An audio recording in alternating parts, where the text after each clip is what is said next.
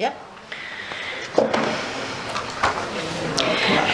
Good afternoon. It is Tuesday, February 6, 2024. Welcome. This is a school board briefing and the time is 2:31 p.m. Sergeant at Arms, has the front lobby been cleared? Yes. Thank you. Board members, as we begin today's discussion, I just want to remind everyone of our protocol that each board member will have 4 minutes for initial comment and 2 minutes for follow-up comment per item agenda. Today's agenda includes job descriptions, policy review, briefing of the first reading, instructional materials, K through 12 regarding social studies textbook adoption, public comment, good of the order, and board member comments and reports. We are going to begin with job descriptions. This afternoon, I welcome Angela Montemurano, our Chief Human Resource Officer.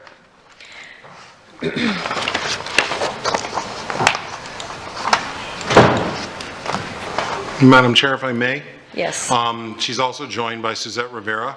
Suzette works in our recruitment division, who is also in the stead of not currently having an executive director, helping Angela with job descriptions. So we also would like to welcome Ms. Rivera to the podium as well.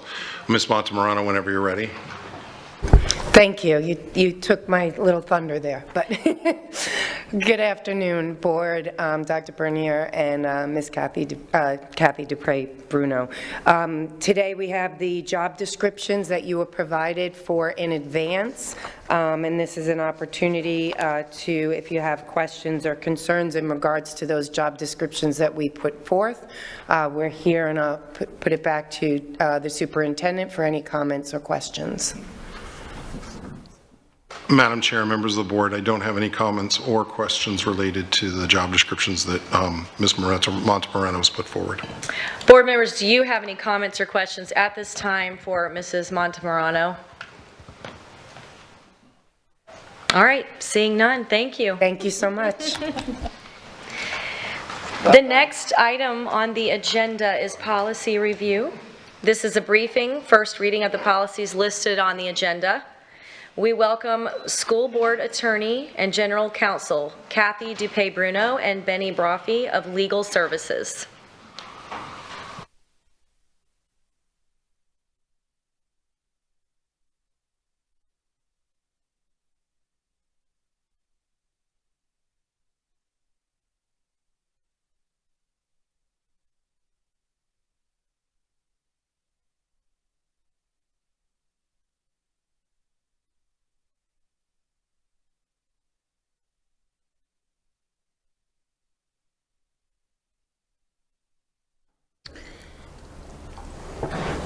Good afternoon, board members. Dr. Bernier, are there any questions with regards to the policies?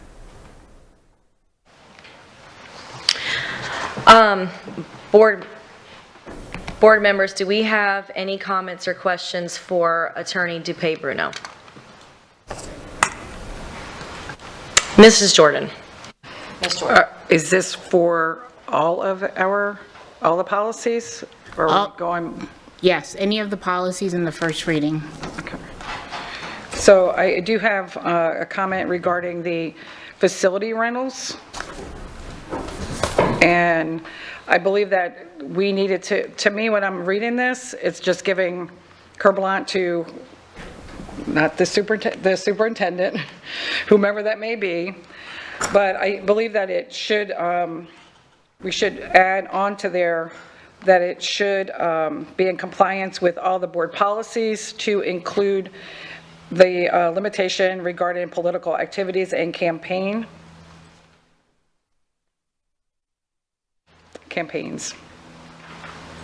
Because right now, as it stands, just reading this, it doesn't matter who it is. If they go on Facilitron, which is the way that we go in, or anyone from the public goes in to rent the room, they go on Facilitron to see if it's available, then they go through that to get the approval. Where this is saying that they can go through that, and then whoever the superintendent is now or whatever, they could decide, well, I'm going to allow such and such go in and rent this room. So we should make sure that it adheres to all of our policies, especially that we are now looking at all these policies regarding political political views or that are coming up. So I would like to see that addition that we add that to that.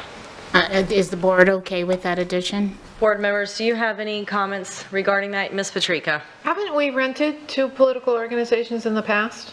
Isn't it a revenue generation source? So there's a political campaign policy that does address when we can rent and when there can be political activity on any of the school board facilities. And normally it will go through that facilitron process. So long as it's in compliance with the policy that we have, I think we can have that language and still be in compliance. Okay. So board, do we feel that we need to add Mrs. Jordan's suggestion? So what you're saying is, can I just clarify for myself, I guess? What you're saying is, we already have a policy that protects the rental facilities, Ms. DePay-Bruno, of the district, that already protects them from, I mean, can you explain that a little further? We have That particular policy? Sure. So this policy is just talking about the actual rental, but we have a policy that addresses political campaigning on school board facility. And if Ms. Jordan could reread her sentence again. I would just like for it to say, because right now as it stands, it does not specify that they have to be in compliance with our policies that we already have in place. So I would like to see that added to this, that they must be in compliance to all board policies to include the limitation and regarding political activities and campaigns. That would be in compliance because it's basically asking that we comply with the board policy that's already in existence. Does anyone, go ahead, Mr. Persons? Just for public clarification, we have a policy that allows political activity on a rental for a group. Is that There's specific criteria for that, but yes. okay? And that would not be in problem with any of the new policies we're putting forward. I think that's what Ms. Jordan was trying to see if there's a conflict there. No, there would not be a conflict. Yeah. I think we could put that in there without any problem, that sentence. So Ms. Jordan, now that Ms. Brophy is with us, could you say it one more time so she can actually type it into the policy for us, please? I would just like to see that it should, we should add that the policy must be in compliance with all board policies to include the limitations and regarding political activities and campaigns. It may need to be worded better than that, but you get the gist of. I understand what the ask is, and I will make sure that we have proper wording when it comes back to the board. Thank you. Board members, any other comments regarding policy or questions? Ms. Morgan? Yeah, so I told Attorney DePay-Bruno I was going to bring this up at the board meeting, and I mentioned to another board member. So I spent an hour and a half with the board attorney yesterday, understanding how 3 policies are linked, and how those 3 policies govern the actions that we may or may not be taking. In order to understand those policies individually and how they link, I walked through federal law, federal court decisions, state statutes, and a bunch of other things.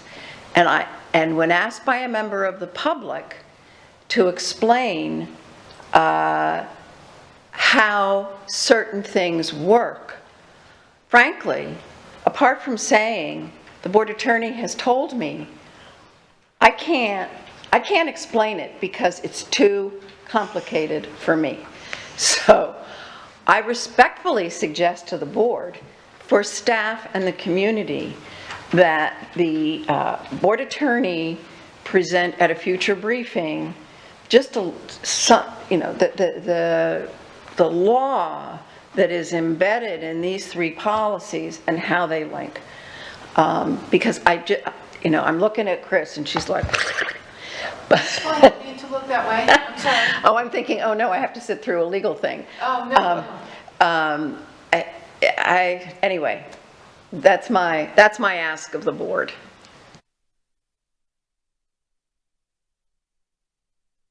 Ms. Patrica? Thank you, I'm sorry, I didn't mean to look that way. I had a, obviously, similar discussion with the board attorney. I believe she met with all of us one-on-one. My only concern about the presentation that she gave to me yesterday is, and I can't remember the exact policy, political activities, and whether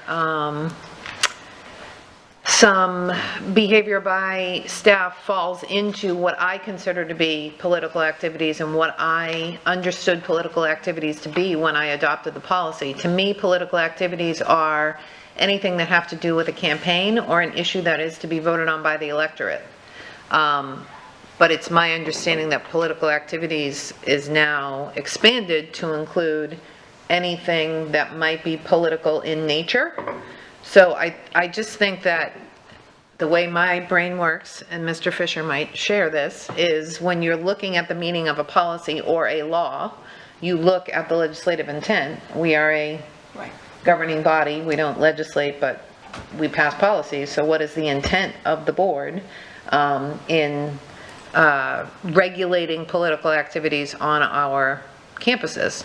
I think that the speech or the activities of employees with regard to something that might be considered political is covered by other policies.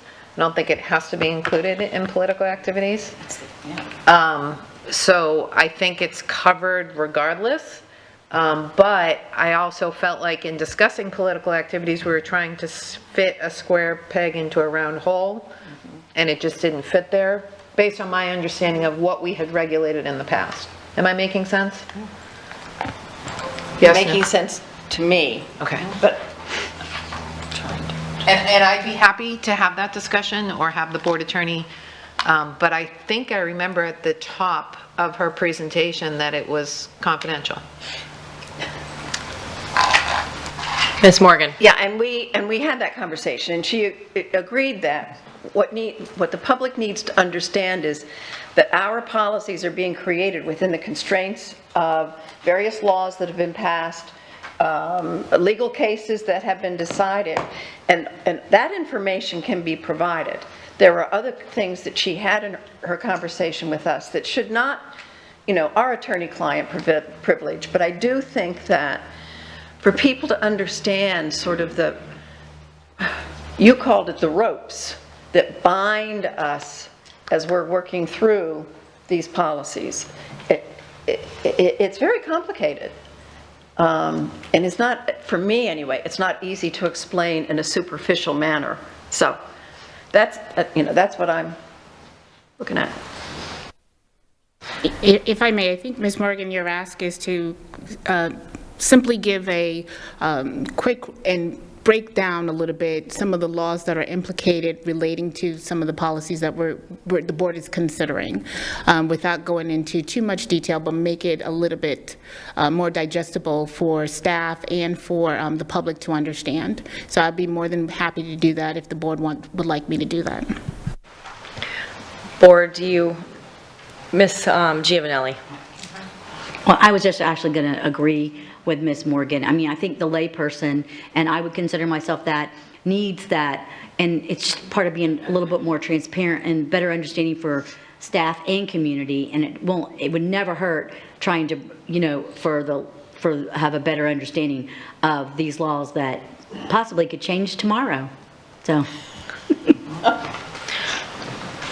Board, are we in agreement that we can direct the attorney to put a presentation together just to go over some of these policies and break them down in more layman terms? Just a nod or a yes, please and thank you. Yes, please and thank you. please and thank you. And not necessarily policies, but the laws behind them, right? Right. Okay, thank you, Board. Any other questions? So there is one change, Board, if you would go to 1281, and it's also the same language in 3281 and 4281. And for the public's understanding, when we're looking at board policies, we now have a policy book. Chapter 1000 is all of the policies that relate to administrators. Chapter 3000 is all the policies that relate to instructional staff. And Chapter 4000 is for all other staff. And a lot of times you'll see these policies are duplicated, but it's because they're going into their appropriate subject area chapter. The current policy adds some, the other thing is that's really, I think, important for individuals to understand is a lot of these policies have been in existence. We are just updating the policy or amending the policy. For example, 1281 already had language with regards to personal property, and that personal property that is brought to the school for reasons associated with professional responsibilities or for use during off-duty time has been language that has been there since the creation of this policy, which was recently passed in June of 2023. What I would like to do at the bottom has some notations in terms of the amendment. I would like to change that slightly, and I'll read what I would like to change that to, Board. Employees shall not display in plain view or in line of sight of students items not part of an approved curriculum or in accordance with board policy that reflects politics, religion, social movements, and/or personal ethics. A small personal item, such as a 5x7 framed family picture or a coffee mug, is acceptable. The display of items in workplaces and workspaces may be considered district speech and may be regulated in accordance with this board policy. So I would like to change that language and move that up to the end of paragraph number 1. Ms. Patrica? I appreciate you providing us with that language ahead of time so that I could read it and digest it instead of just listening to it. Could you explain what district speech means, please? Absolutely. So when we're looking at speech and you are a public employee, your speech often is affiliated or associated with your employer. So district speech would be things that occur on the dais. For example, when the superintendent is out in the community, that's district speech. When I am speaking in my capacity as board attorney, that's district speech. When you are teaching in a classroom, that could be district speech. So district speech is speech that's affiliated with your job and your position in the district. Ms. Patrica, is that clear? You good? Okay. Ms. Jordan? Thank you, through the chair to Ms. Dupree Bruno. District speech, again, and I know I've had this conversation with you multiple times, that only adheres to employees. So what we're asking, we're creating policies for employees of the district, but we're not being held to that, is basically what I read when I'm reading these policies. And then, and how do these policies that we are creating, how is that supporting the teaching and the learning of our students? So when I'm looking at these, it's like everything that we do, it should be student focus on outcomes. So I'm just, am I correct what I just said? So to your first question in terms of who does these policies apply to? So they generally apply to all staff, all students, everybody that is touched by the policy. There are different laws regulating elected officials than there are for people who are employees of the district, including the superintendent, who's an appointed employee of the district. There are specific laws that address students. So this policy, when we're talking about the speech, is really regulating employees and when it applicable to students. Elected officials have a different threshold in terms of their speech per law. Now, your second question with regards to how is this impacting teaching and learning? So this goes to Ms. Morgan's points. It's very complicated in terms of how all of these laws are implicated and are have to operate together. On plain view, you may say, well, how does this really impact how a child is learning? Well, I have other laws that I have to also incorporate, such as the parental rights law, such as some discrimination laws, just different things that all intermingle together, which is the basis of some of these policies that are coming forward to the board. Thank you, because I think that's really important for people to understand what you just said, because in just reading these, it just looks like we're creating policies. And I've had many, many people contact me with that, especially because there are laws already applying to what we're putting together in policies. So thank you for that. So when we're looking at the creation of policies, 90% of all the policies that are created are based on some type of law. It could be federal law, it could be state law, it could be rules and regulations, and then it could be the best practice in the application of those laws. So all of that comes together when we are creating policies. We don't create them just out of the whim, just to create policies. We create them based on law. And then there are some times too that the board just wants to give a directive on something, and they do that through a policy, because that's how the board governs.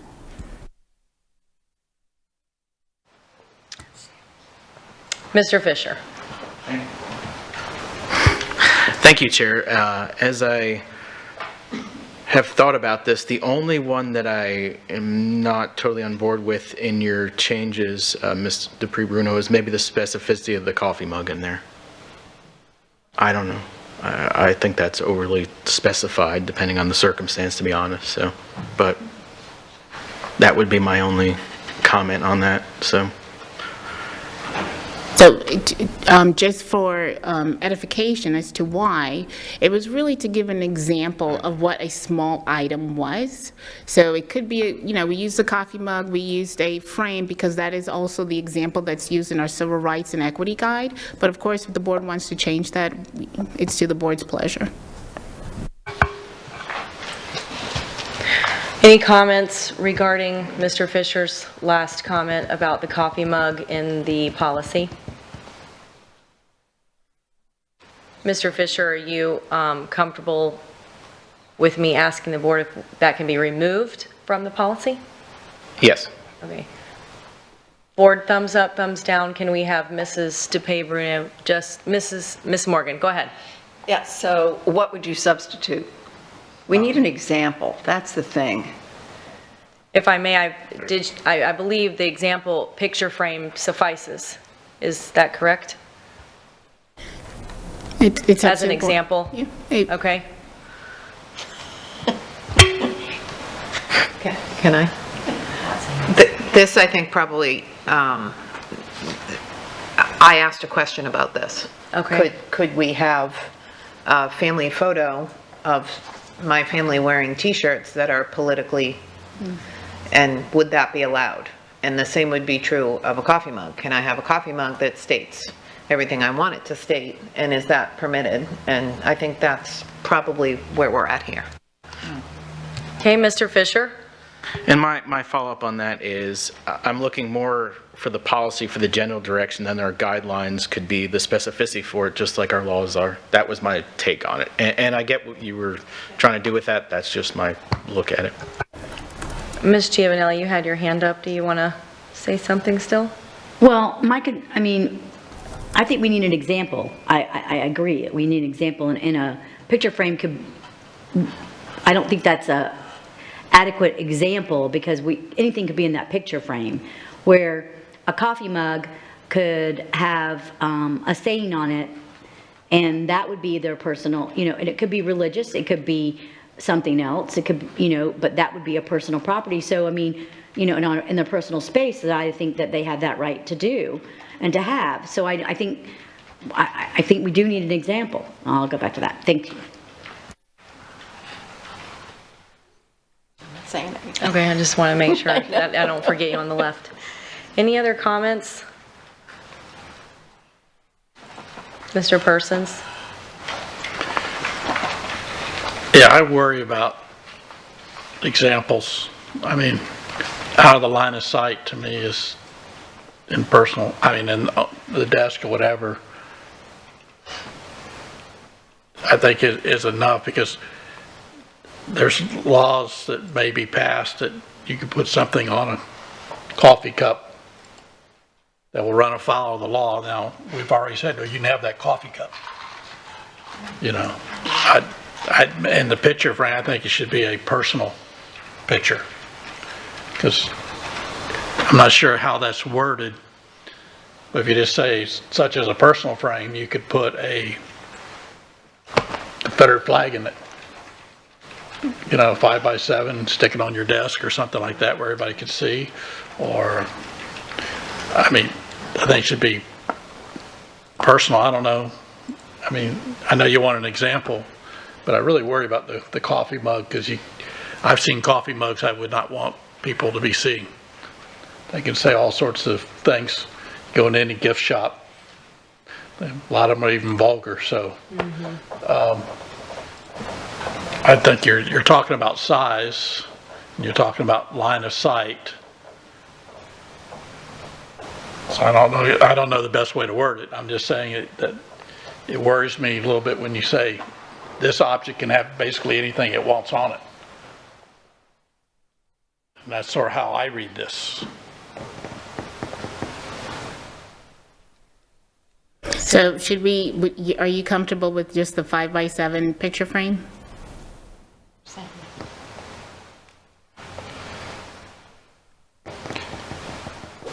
It says personal property. Again, you could run afoul somewhere down the road with that.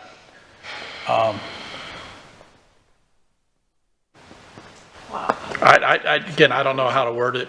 I definitely think a teacher or administrator or whatever should be able to have a picture of their family, no matter how the family is configured, or a picture of their mother, or I don't know, whatever they wanted, their dog. I don't have a problem with that. That's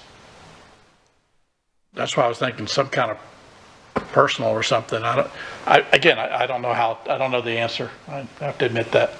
So the sentence currently reads, a small personal item such as a 5x7 framed family picture.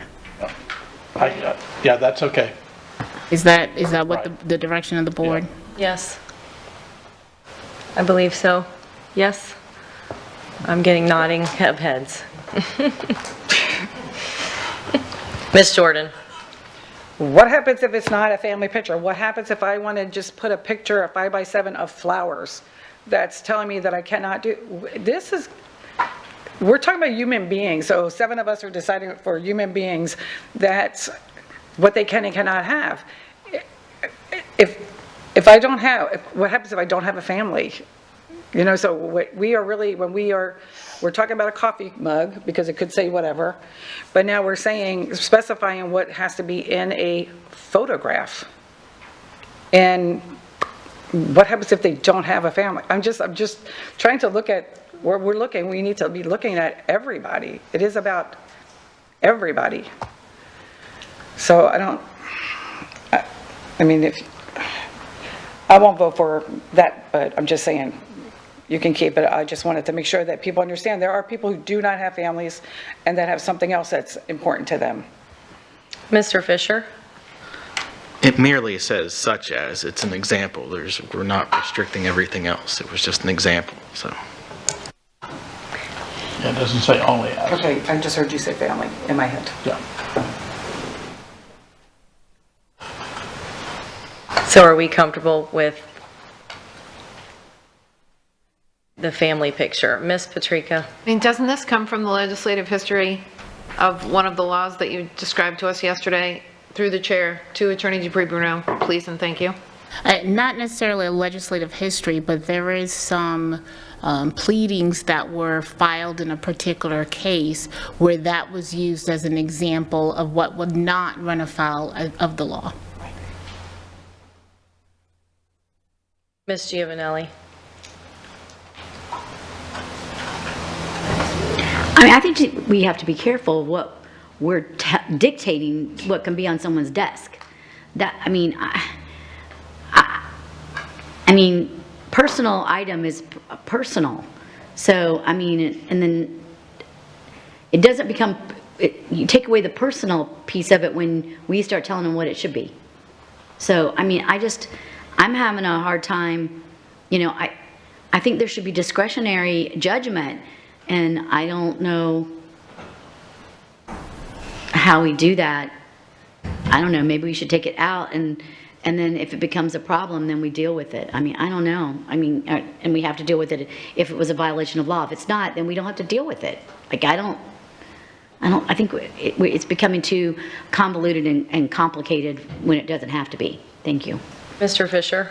Sorry, real quick follow-up. That's why I asked for the coffee mug to take up, to give some discretion. That was what I was looking at for that, so, for administrative. Thank you. Okay. Ms. DuPay-Bruno, do you have clarity? So one thing that the board really should consider, and the reason that this language was added in there, because I honestly was thinking of somebody who's drinking a cup of tea or something and they put it on their desk, it may be in the line of sight of students, and where the policy says that personal items that, and remember the language of the policy, this is really addressing certain topics. So personal items that reflect those topics that are in the line of sight of students should not be there. However, we also want to make sure that you know that you can have a coffee mug or a picture frame or something like that on your desk. Okay. Can we move on, board? Any other further discussion? Any more comments or questions about any of the other policies?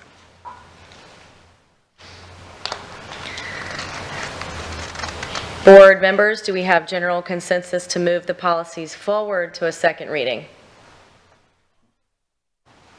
Okay, do you have your direction, Ms. DuPay-Bruno? Thank you very much, board. You're welcome.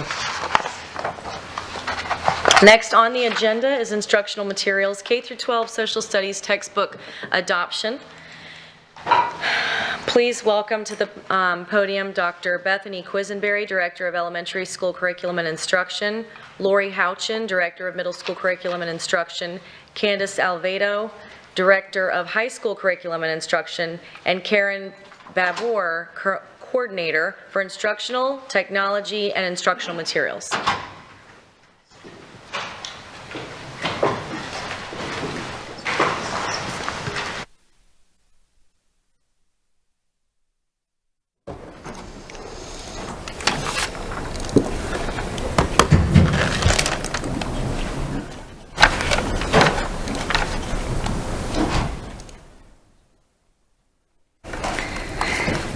Good afternoon. I'm going to kick us off. So every year we follow the state cycle for textbook adoption, and this year we are presenting the committee's recommendations for social studies textbook adoption.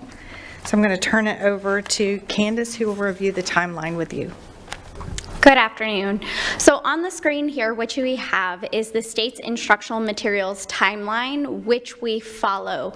One of the changes that we made this year for social studies is we purposely held a year to go through our Lee County district. So every year the state adopts their curriculum and they take almost a full year to review the materials.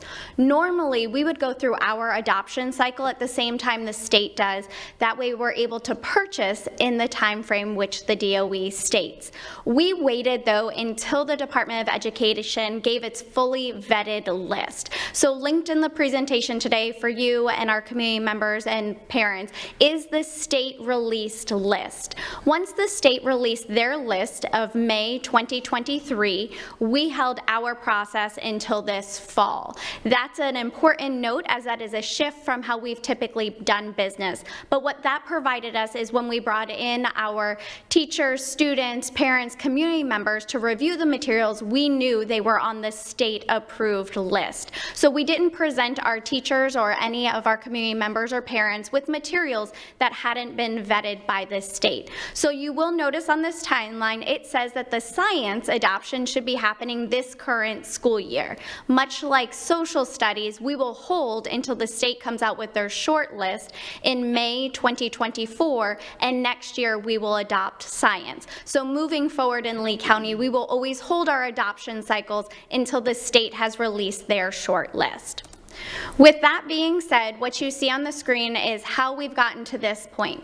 We start in the fall with meeting with our publishers. It's very important that we know that all of the publishers we're looking to partner with can meet any of our instructional materials, especially considering we are a one-to-one district, that they are able to meet all of the safety and security, and that they can provide us all of our materials in both digital and print. So we onboard with all of our publishers.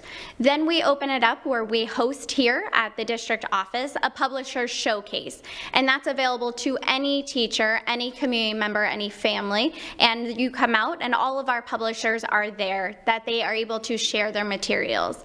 Moving forward, we ask principals to provide us with a name from their schools to sit on the adoption process.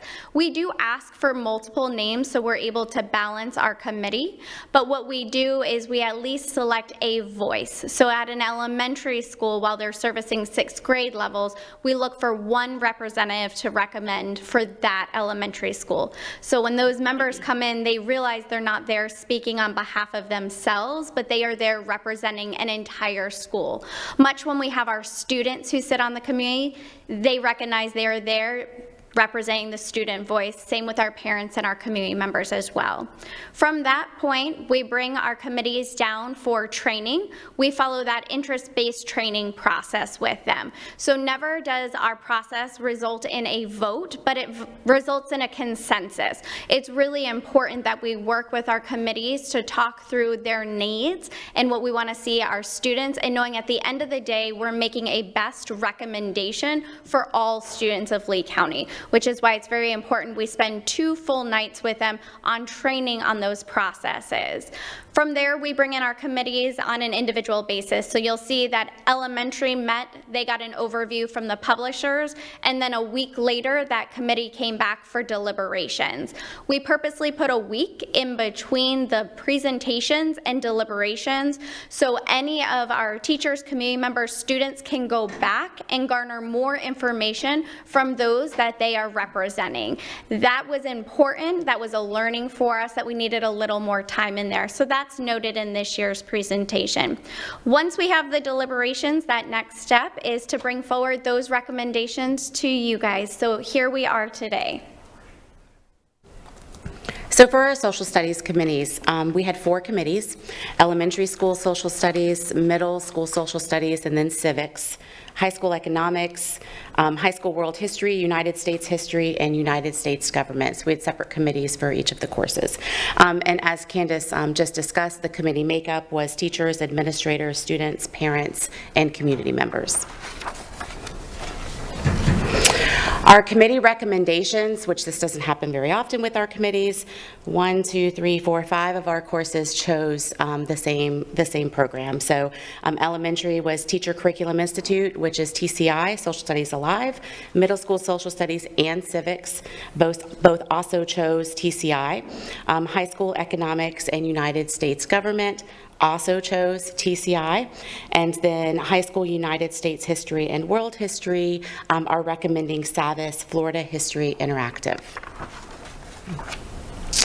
For elementary school, some of the committee's rationale was that the TCI program provided realistic student-led collaboration and student-centered opportunities.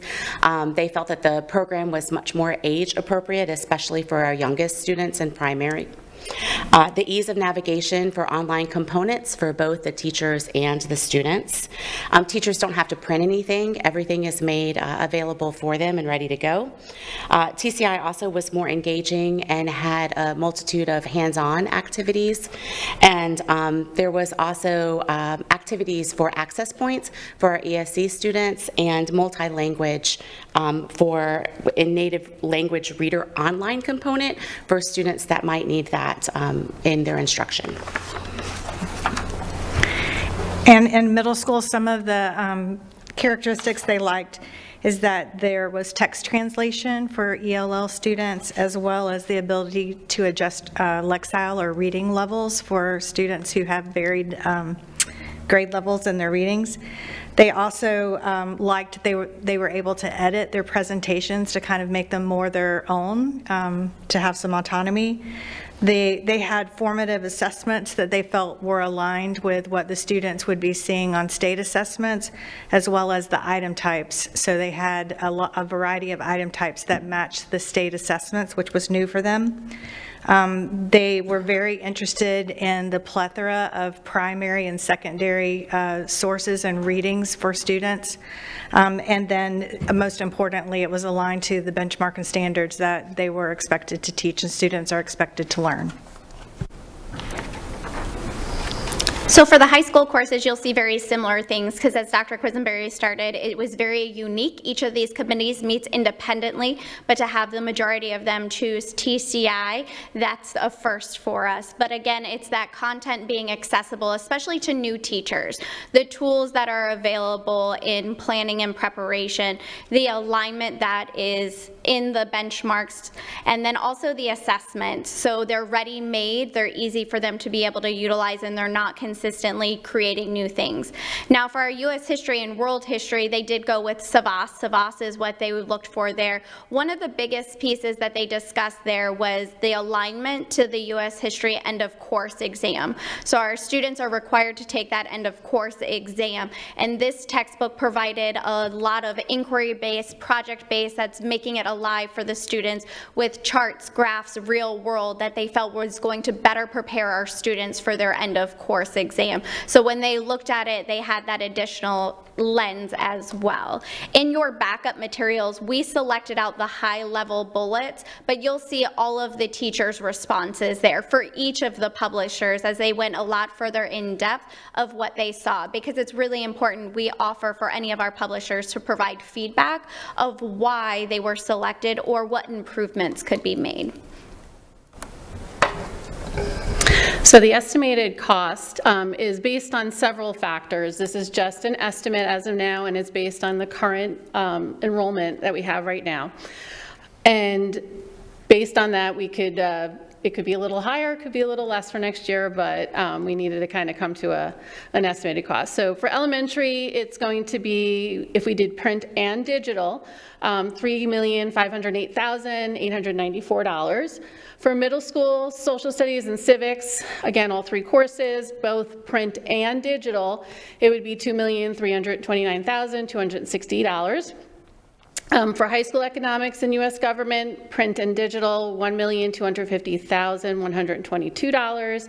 And for the high school history and world history is $1,924,538.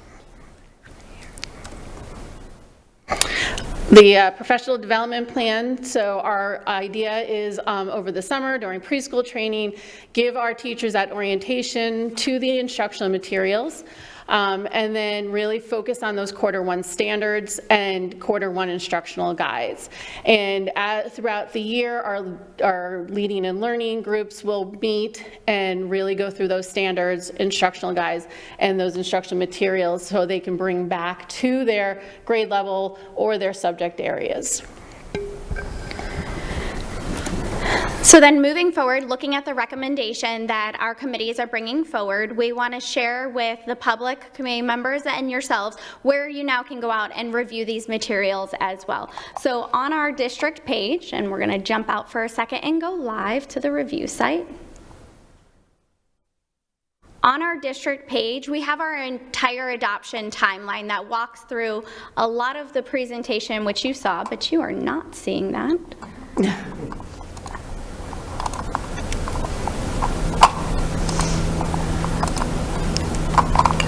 we go. You'll see the entire timeline process in which we've discussed and where we are today, but if you scroll to the middle here, we will have our public review access. So for anybody who would like to get in and review these materials, again, they are state adopted materials off the short list, but you can go in and we can look for elementary TCI, and it's going to tell you how to get in, the username and password, and this will open up to the materials that our committee is recommending. This is important because as I jump back into the presentation on our next steps, so our next actions that we will take is on March 5th, we will have a public hearing only to receive comments.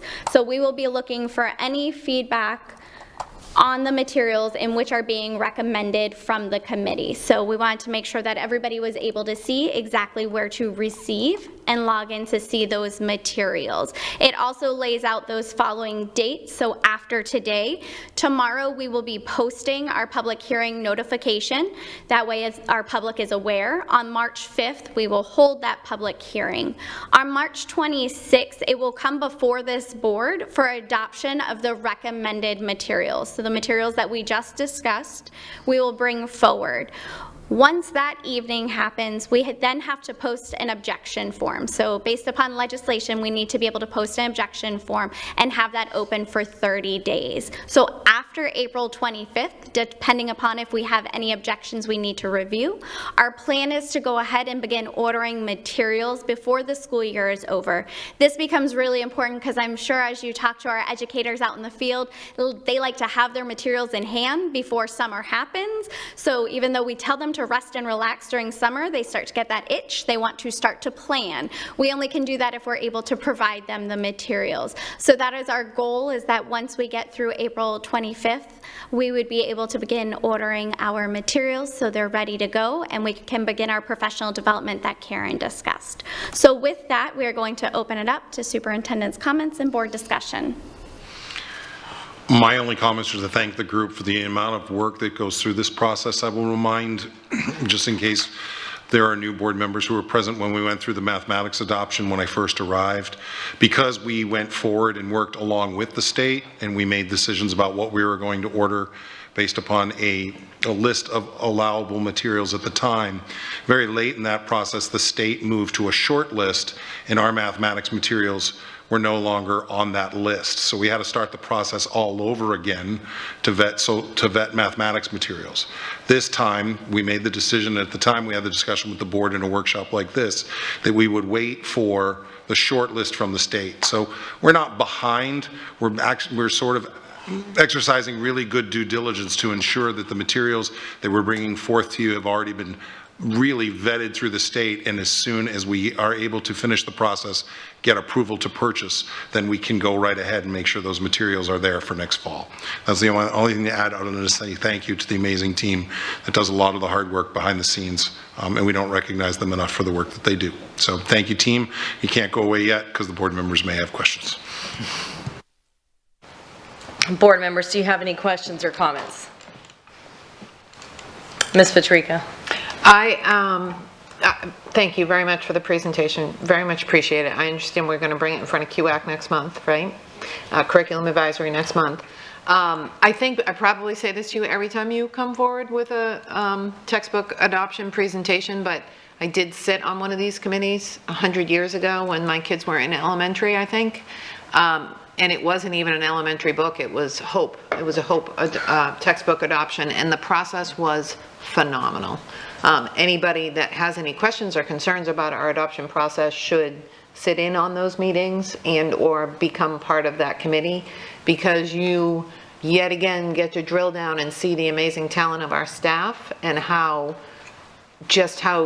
dedicated our teachers are to making sure that they get a textbook that number one is engaging for the students, and number two helps them make their lives a little bit easier in terms of what's available to them for teacher resources. Number one is always students.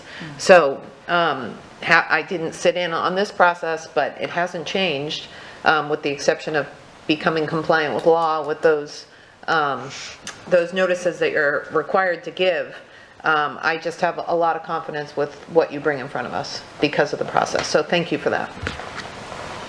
Mr. Persons? Could you explain the need for both digital and hard copies of all the books? And what's the breakdown? Is it 1-to-1 for every student, or? Yes, sir. So the print typically, we do class sets of print. We have students that do better with the eye fatigue, whatever. Sometimes it's nice to give them a break from the 1-to-1, but every student would get access to the digital. I think the publishers figured out pretty quickly that you're pretty much paying a digital price, and then the extra now is the print price. So we thought we'd get a cost savings when digital came forward, but it doesn't really work out that way. So typically that's what we negotiate down to, are class sets and print. We do have some that the teachers, when they recommend, they only wanted digital, but sometimes they second guess and ask for those print later. But so typically that's the process that we use. Thank you. You're welcome. Any other? Okay, I knew you were going to steal one of my questions. First of all, thank you for waiting and learning from a past mistake. That has happened before when I was in the classroom. We had to shelf a whole series of books because we were no longer allowed to teach from it. So just to kind of piggyback on what Mr. Persons' comment or question was, print versus digital, and I won't get on my soapbox about the amount of technology our kids already get, but regarding print and digital, I know it's incredibly helpful for certain times, but I have often had, and I kind of already know the answer to this question, but for public, because I have a lot of parents that ask me these following questions.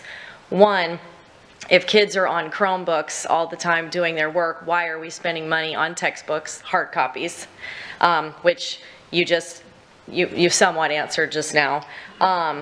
And two, why, I know that the teachers and staff, along with parents, chose this particular textbook company, but I think something that parents would like to know is, on the short list, now that there is one, what is the cost difference between what we chose versus some of the others? Can we be transparent about how much are we spending on TCI versus, or maybe 4 or 5 other companies on the short list? Did we choose the most expensive one, or did we choose the least expensive? I know that that's not, students come first, right? But I think that it's important to ask that. I'll go ahead and stop there so you can answer that question. So when it comes to cost, one of the things we actually tell our committees is we don't share with them the cost of any of the materials, because we ask them to evaluate the materials based upon the benchmarks, student needs, and teacher needs. Because even at the cost of what the publisher is going to provide us right now, so to answer your first question would be a little challenging. As Karen stated, once we have a recommendation and then we have approval from the board, we begin negotiations. So even though a publisher could give us one price at the very beginning of our committee work, it may not be the price at the end of it. We've also had publishers come in and share with us, here's everything we're going to give you inside of a package, and get our teachers really excited about all of the extras. And then when we sit down and they're like, nope, that workbook doesn't come with it, and nope, that assessment tool is there. So we've learned over time that we take the packages off the table. We don't look at the cost, because the cost changes throughout the entire process, and we wait until we have recommendation, board approval, to begin the negotiation process. So even though in Florida School Book Depository, we could go into all of the publishers we presented with and get a cost breakdown or an estimate, it wouldn't be exactly the same as what we're able to negotiate price with, because we will build a custom package. As Ms. Houchin talked about our class sets, we often go class sets. When we build some of these, they'll have a one-to-one print for a student and digital. So what you see in that Florida School Book Depository still wouldn't necessarily match where we will get once we're able to move forward with negotiations. Okay, thank you. I just think it's important that we have that conversation for parents that don't sit in on these committees, and then we hear, why do we have all these textbooks sitting on shelves in closets, and we paid for that? So I think it's just important that we're clear there. And then my only other, I guess maybe it's a request or a suggestion, is being someone that taught fifth and then someone who taught first, my needs were completely different than a fifth and a first. So I don't know if when you do go through the schools and ask for teachers to volunteer for this, maybe have a teacher from secondary and one from primary. It might just be helpful, but that's all I had. Thank you so much. This was incredibly eye-opening, and you are right, the textbook adoption process is very tedious, so thank you for all that you're doing there. Ms. Giovanelli, do you have something? Just real quick, on the timeline, I didn't see when it was going to be presented to Curriculum Advisory Committee, and I was just curious. And I know that you always educate them and first, so, or not first. Actually, we're first, then them, I think. So I was just curious when they will see it. It's scheduled our next meeting, February 26th. We had planned on bringing it to them this past Monday. We had to bump a topic as for the first time we didn't have quorum in one of our meetings, so we are behind a month. But they will see it on February 26th. They were also presented with the timeline at the beginning of the year, so they could join us for Publisher Showcase and sit on any of the committees if they so desired. Right. Thank you, because I just wanted the community to be aware that there is a process, and y'all are really good about doing that, and that committee is very active, and I really appreciate it. Thank you. Thank you.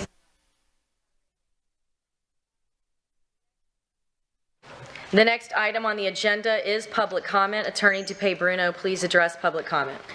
Thank you, Madam Chair. School board policy provides the opportunity at this point in the meeting to address the board concerning any matter on this meeting's agenda.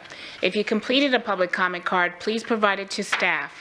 Public comment will be held at the podium in the center aisle in the front. Please be advised that the board will not respond during public comment to remarks made by speakers. However, at the conclusion of public comment, the chair or the superintendent or the board attorney may respond. Speakers who fail to follow a proper decorum in the chambers will be ruled out of order. Any speaker continuing with such remarks will be required to relinquish the microphone per Board Policy 0169.1 and may be removed from the chambers. There will be one warning. Per Board Policy 0169.1, the time per speaker is 3 minutes if there are 20 speakers or less. You will find a countdown on the big screens in the front of the room. Once your time has elapsed, the microphone will automatically shut off. Please state your name when you approach the microphone, and I will call you 5 speakers at a time. Madam Chair, there are 2 individuals who would like to address the board this afternoon.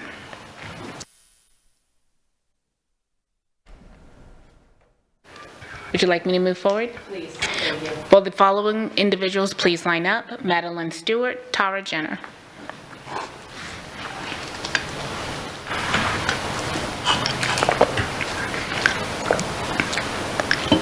Good afternoon, everybody. I have to say, I came because I was hoping I would be able to understand the policies that you were all considering. And I got here 5 minutes late, and somehow I must have missed the explanations, but it concerns me. I'm a member of the community. I'm fairly intelligent. I've read the policies, and I have to say I find them very confusing. And it seems to me that a number of you are confused as well. So even though you're voting to move the policies forward for the next reading, I'm not sure that we all really understand what those policies actually mean. So I have a question. Well, first of all, who would be policing this personal property issue? And some of this just seems like common sense, but then it becomes so convoluted. And I know that there are issues that are complex, but let me ask you a question. We heard from the retired principal at Franklin Park last board meeting when she said, students don't know what you know until they know you care. And that's part of a personal relationship that teachers have with their students. So it's not just that the students get to know who the teacher is. So let's say I'm a teacher and we're studying families, right? That's your old K-3 curriculum. And I have a spouse of the same sex, and I want to share who I am personally with my students. What is going to be happening with that photograph?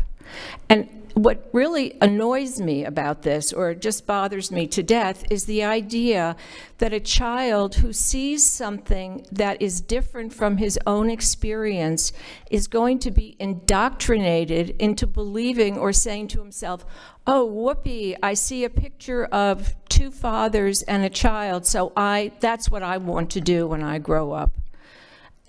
What this shows to me is not only a lack of common sense, but a lack of understanding of how children learn about the world.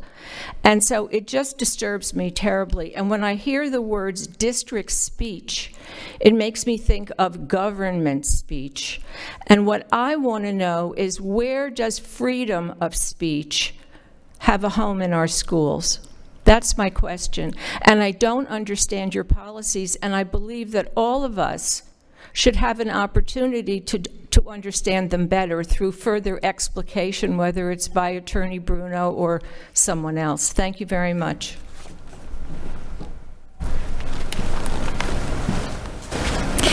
Good afternoon, Tara Jenner. I had a couple of questions. I was looking at policy 3281, 4281, and 1281, and there was probably another one in there that I missed. And my question was dealing with personal space, not in plain view of the students, but you referenced religion. What about someone who's wearing a crucifix or a Star of David or a red crescent or something of that nature? Did you envision that as far as them wearing it on their person, their earrings, a necklace, something like that? Or do they have to hide that, and are you going to police the size of it? I'm just throwing that out there for something to consider.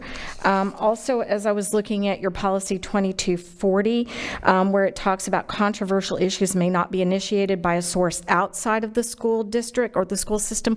What about those that are inside the school system? And then it says that it has to be approved by the principal. Well, we got a lot of principals out there, so you could have a variety of different responses depending upon which principal you're talking to or about. And so will there be a district uniformity and standard on those? And if so, how is that going to be presented? So I just throw that out there for comment and for potential consideration when you do your second reading on this. The second thing I'd like to address is the social study textbook review and purchase. Back on March 10th, 2023, the Lee County GOP actually did a unanimous approval of a resolution dealing with some concerns that were raised about the possible textbooks for social studies. It was a very comprehensive resolution that was supported by significant research done by, I think it was upwards of 60 educators who reviewed the actual materials that I believe were actually approved by the DOE at the time. And they did a more in-depth study looking for things dealing with DEI and SEL, and a recommendation was presented, and I know that at least at that time, all the board members received a copy of that resolution as well as the supporting documents. I just want to throw it out there and find out whether or not that was considered and whether the recommendations and concerns that were raised were addressed and brought forward to the Curriculum Advisory Committee and something that was considered by those members who were doing a review of it. Because as was stated, it was the quality of the material that was looked at first, not the cost. And some of these materials they found were not reparable, even though they had been approved at the DOE level, because we were able to do a more comprehensive, in-depth review because of the number of individuals that looked at those. And the final question that I have before I lose time is, does the public review access include the teacher materials, or is it exclusively the student materials that we will have access to? Thank you very much.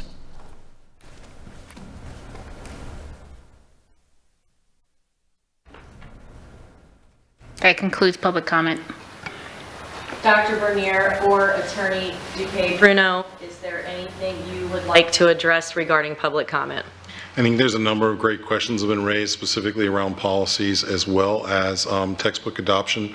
To some of those questions, I do not have those answers currently. I would not have been prepared otherwise to respond. So we will make sure that we use those questions as a way to continue to update you through your board updates. So I want to thank the speakers again for being present and supportive.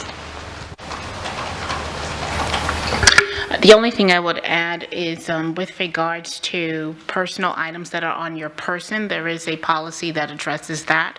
I will have to add that to the board update to give you the exact number.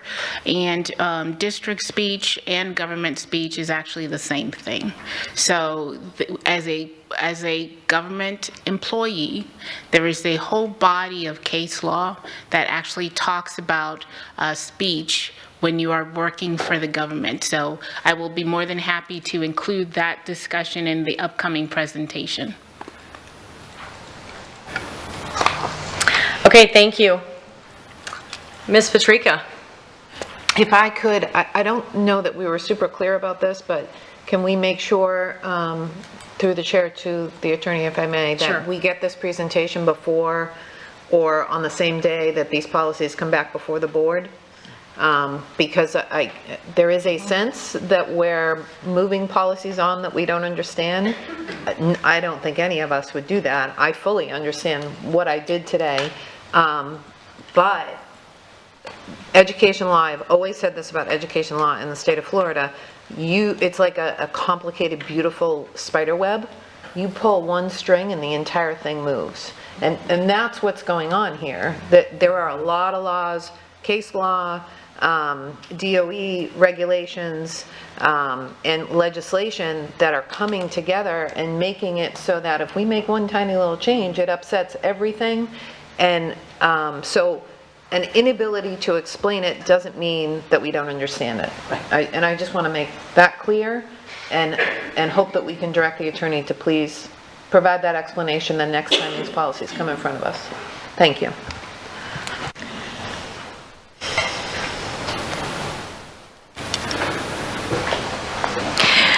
The next item on the agenda is the good of the order and board member comments and reports. Does anyone have any comments for good of the order? I will start with Mr. Fisher.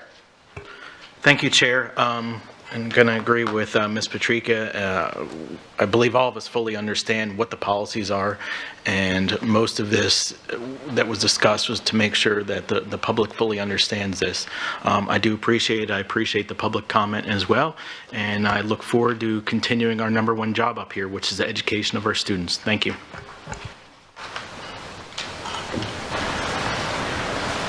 Ms. Giovanelli. Great, thank you.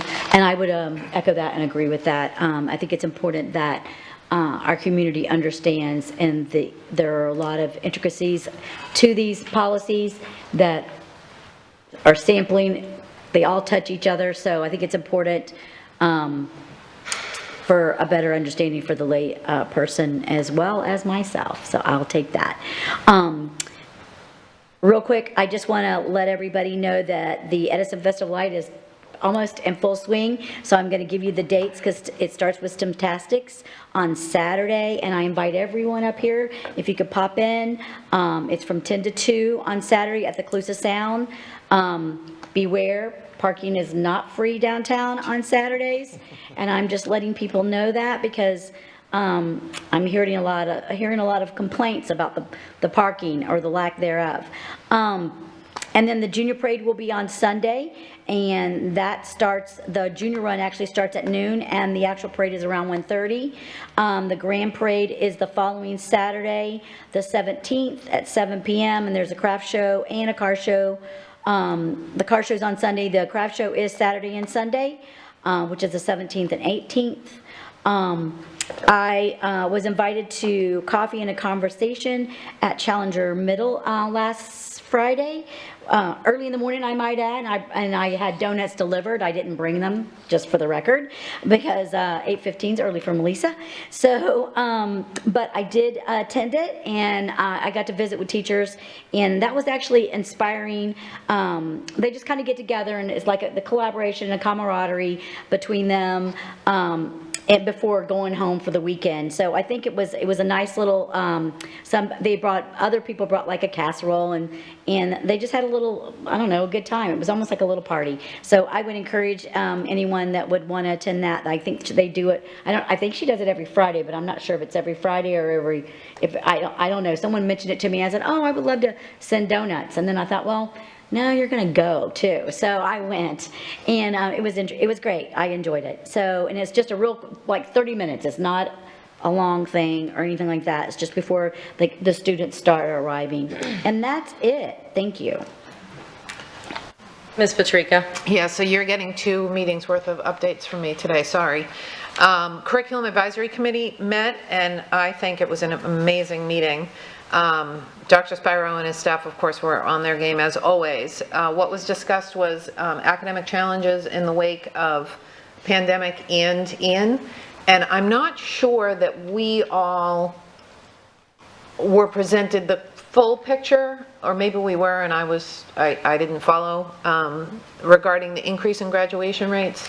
The fact that those graduation rates increased with a class that started with a pandemic and ended with an Ian, and the rest of the state didn't have Ian the way we had Ian, yet we increased our graduation rate at a rate significantly higher than the state average, is really pretty amazing. So I just thought it was important for us to understand it that way.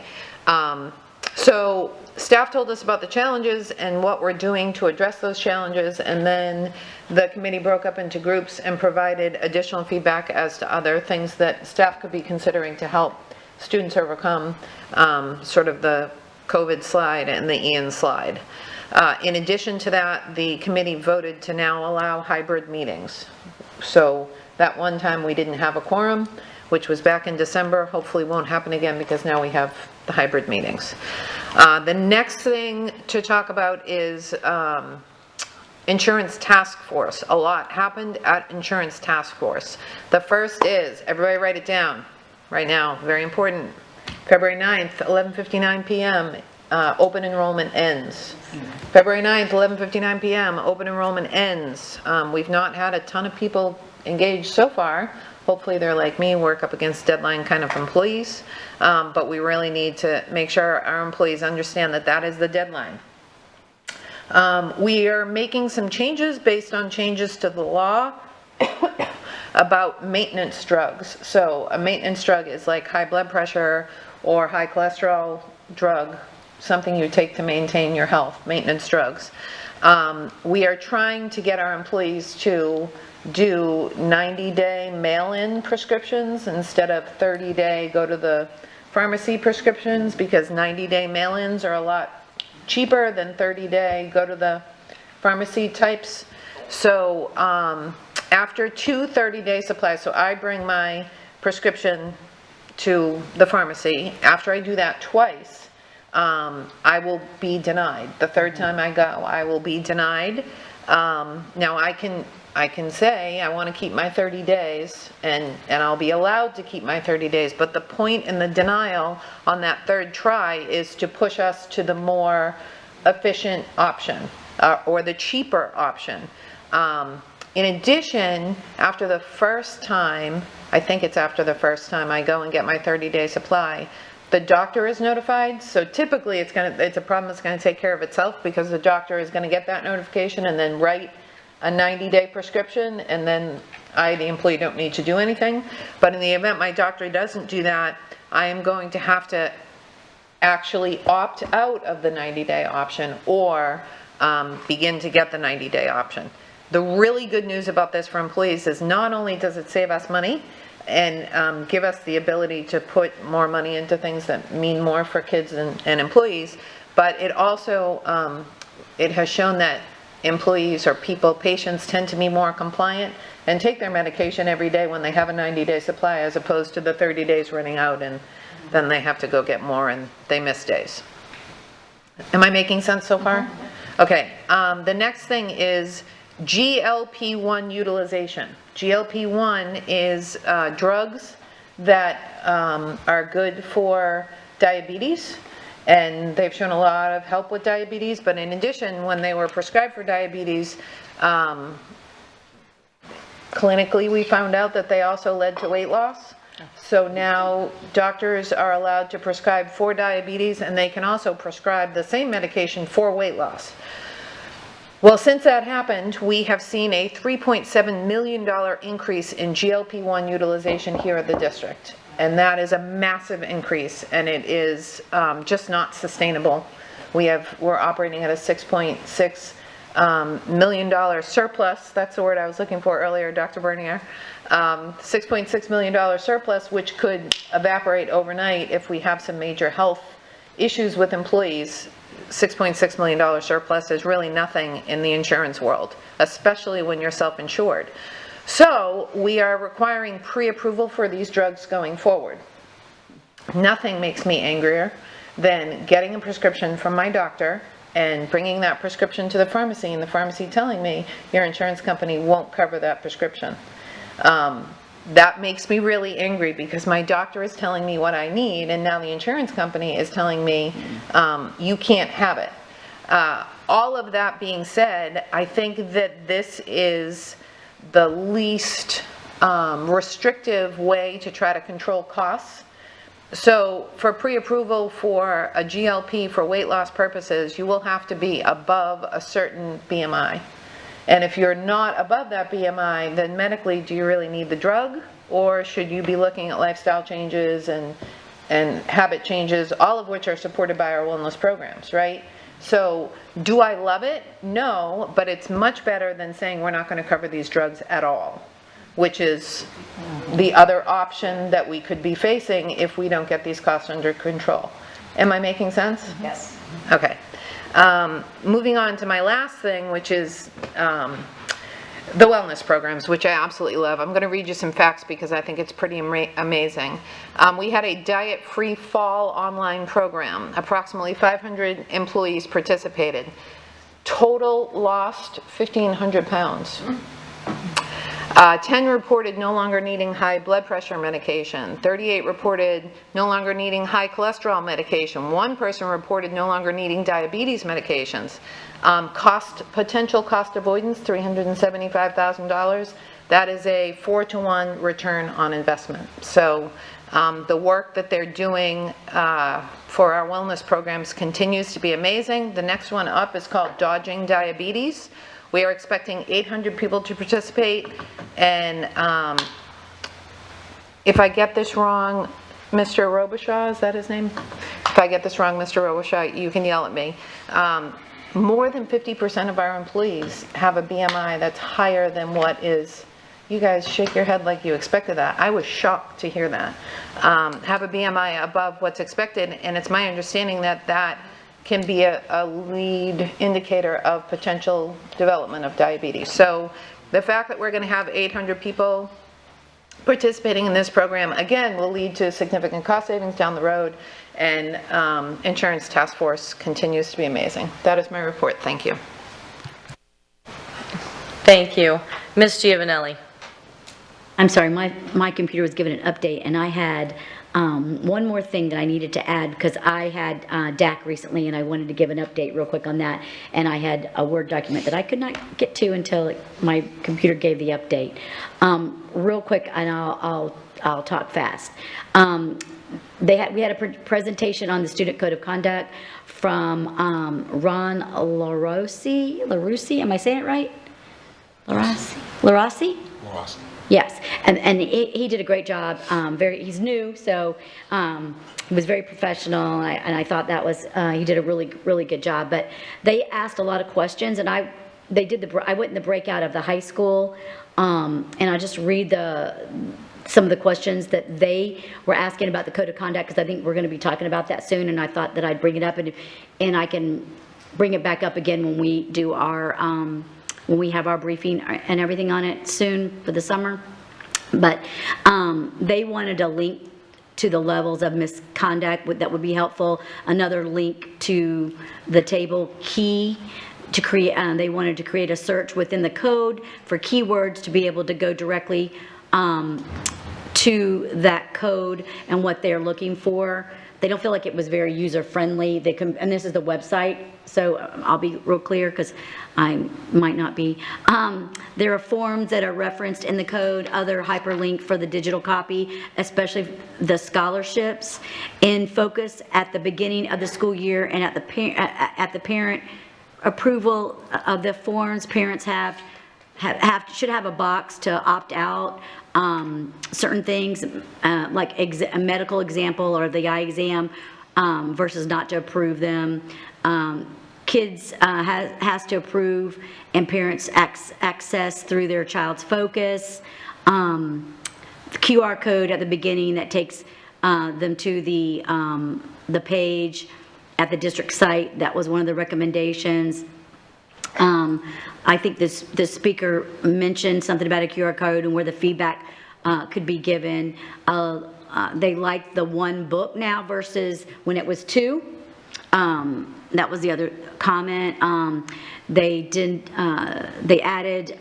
wanted a code regarding AI as plagiarism. They wanted more information on that and what would be involved in that code if the student violated plagiarism through AI. They wanted consistency and dress code throughout the district, and we hear that a lot, I think, even from the students. Chromebooks and damage, what actually, what is the violation code on that, and how that's being held accountable. I think they were looking at it as from monetarily, how, the costs and the expenses of that. Discussion was also regarding the more digital version, read version, and to hear the code, I guess, for people that, for disability people, parents, whatever. Provide parents with enough time to read it and understand it. They feel like they get it quickly and they have to sign off on it, and they don't think parents really read it and understand it.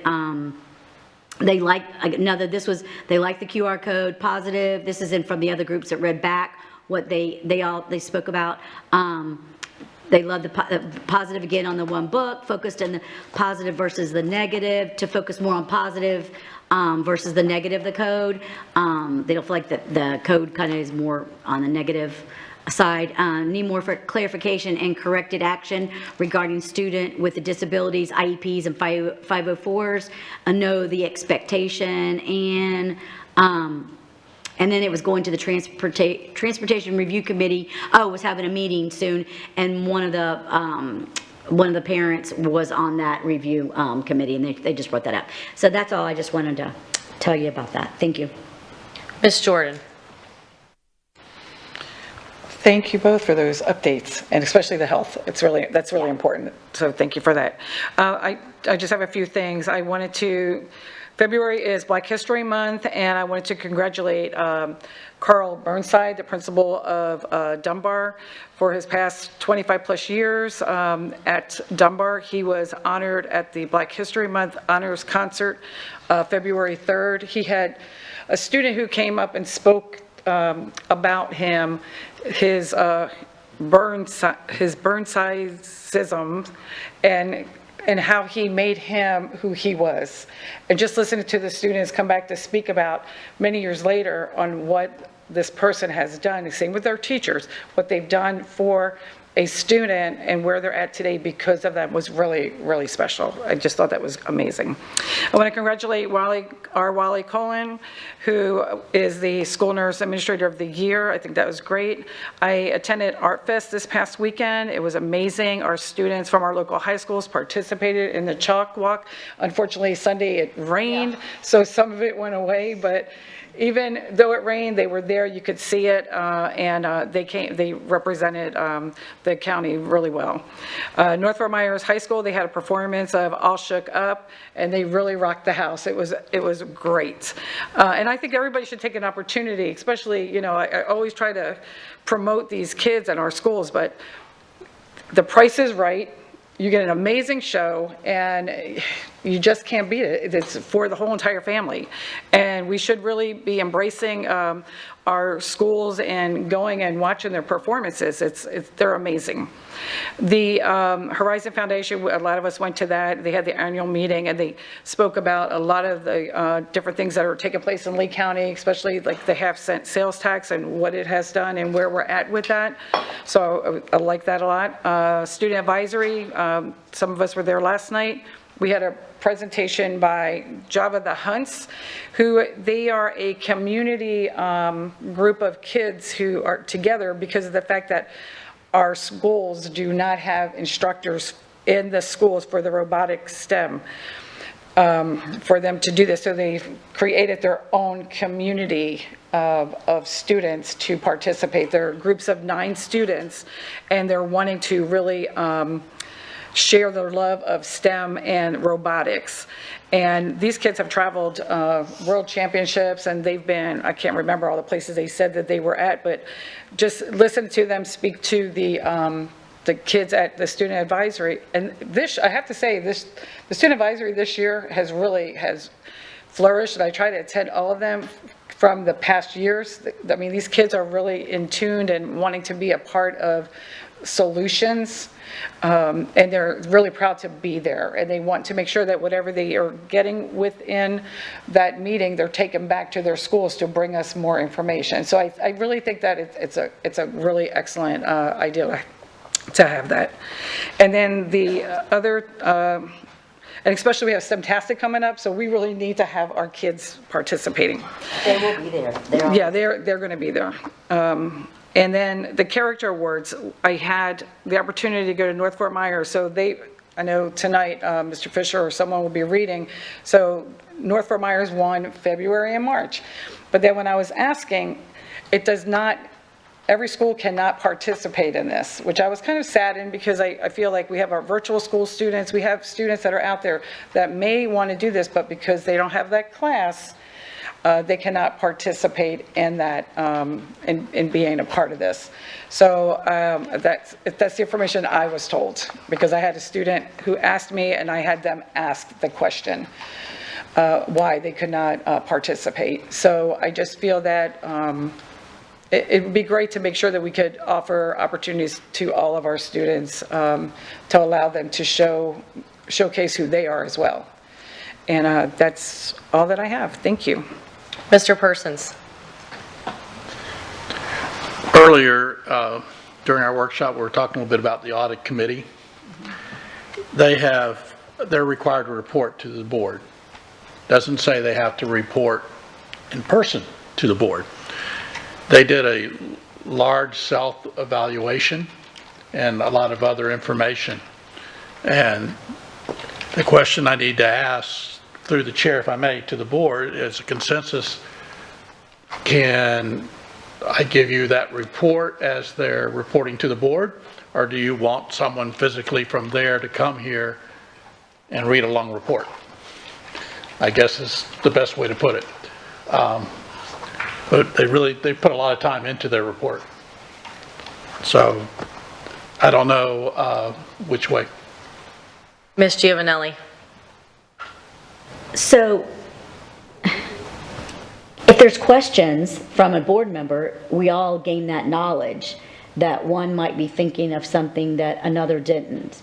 I hesitated initially making someone travel here, but hearing what another board member asked a question, I learned from that. So, and I think so would the community. So for me, at some point I would think they need to come here and allow us to ask questions, especially with a long report, like you said. So I think it's beneficial, Thank you. Ms. Jordan. I have to agree with Ms. Giovanelli, and not only that, they could also have the opportunity to hear because this was initiated for the board to have conversations with them and for them to understand what our wishes were. I don't even know when the last time was that we actually spoke about what we want them to look into for us I don't know when that was. And even though I know that RSM is going and reporting to them based on what we have asked them, but as far as the committee as a whole, the last time I think Mr. Cohen was here, that's been what, maybe a year ago, maybe? If I'm thinking correctly. Yes. So I think it's time for them to come here so that they can hear what we as a board are thinking or wanting, or that's what I feel. Mr. Persons, can you make your recommendation again, or what they are requesting? Yeah, I mean, they're really not requesting this, just for guidance. And I can go either way. Ms. Patrica? How often do they report to us? How often do they report to I the? believe they're required yearly, or, Ms. So if they come in front of us once a year, I don't think that's a bad thing, but then you provide us, or the board liaison provides us with updates after every meeting, and then they come once a year? Does that seem reasonable? Board, are you okay with once a year and then board updates through the liaison from the board? If you would give me 1 second to pull up the policy, because it does have the instructions. Thank you. Please. In the meantime, do you have anything else, Mr. Persons? Nope, that was all. Okay, Ms. Morgan? So a couple things. First of all, I do want to compliment the Adult and Career Education. Their January newsletter I thought was terrific, and I found it very beneficial. Let's see, Saturday, January 27th, Bonita Elementary hosted an initial community or parent and community, well, not really a community event, an event for families of students that was organized, well, it came out of a, just an idea that Principal Cooper had, and then Janelle Galletti ran with it. So they invited families to come from 11 to 2 to learn about all of the services that the district provides, but also all of the family and student services provided by community organizations. So student services were there. They had people representing Positive Prevention, ESOL, ESE, Student Counseling and Mental Health Services, Psych and Social Work Services. They had community representatives from organizations like Catholic Charities, Lutheran Services, Lee Health, YMCA, Boys and Girls Clubs, all kinds of groups in the community. And I thought for initial event, it was fairly well attended, but there was, I think you can expect going forward to see considerably more community involvement, because I think families were surprised by and were engaging with the staff and the services, whatever that were provided. And there is conversation about trying maybe to do it in different zones, so that on a weekend, so that parents have an opportunity to learn about all the services that they can access. Many of them don't know them, and this was a good opportunity to learn. And food was provided, so yeah, you know. How can you lose? Also, congrats to Wally Colan. Student advisory last night, just to add on to what has been said. So, not having gone in a while, this is what I noticed that was different, that I really appreciated. It used to be that staff would present to students, and then they would open it up for student, questions and that kind of thing. Now it's organized so that basically students are asked to individually respond to questions up front. The answers are organized in such a way that staff can provide responses to questions that students are raising. So it's totally flipped the way student advisory works. And I think that's one of the reasons that kids are attending, because they really have to participate, and they participate by offering opinions up front, and then they get to find out whether everybody else shares their concerns, etc. So I was blown away. And I do think, Dr. Bernier, I'm going to speak to you about this HUT group, because I think there's an opportunity for the Education Foundation to maybe seed money, some activities in schools. We can't help that particular group because it's a community organization. It's not an educational group.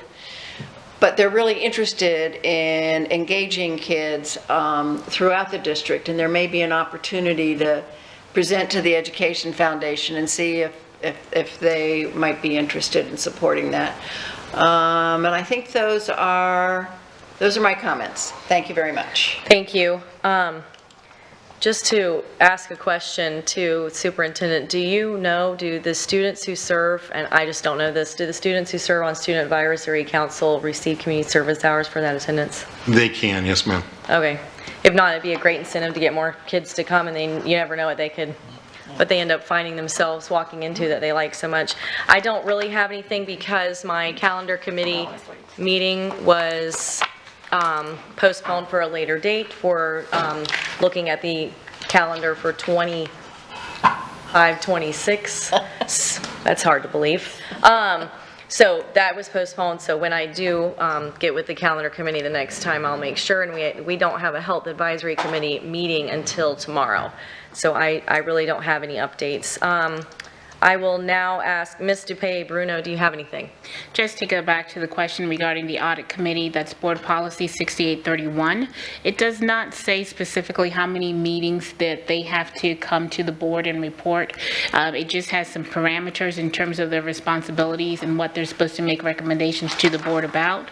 And notation that when they do come to the board to make a recommendation, they have to advise the board how many from their committee wanted to make the recommendation. So I think there's some leeway in terms of how they report to the board.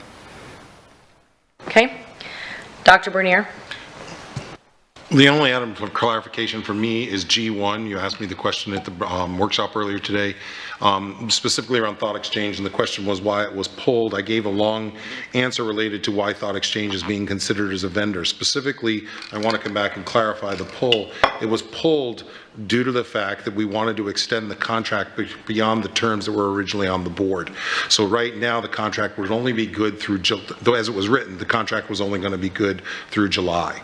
What we want to do is be able to extend out the year so that we have consistent reporting of our data. I believe in my response, I didn't really say that particularly, so that's why we pulled the item rather than coming as good cause. We chose to pull it. We'll revamp the contract. We'll put it back on the next board meeting agenda. Okay, thank you.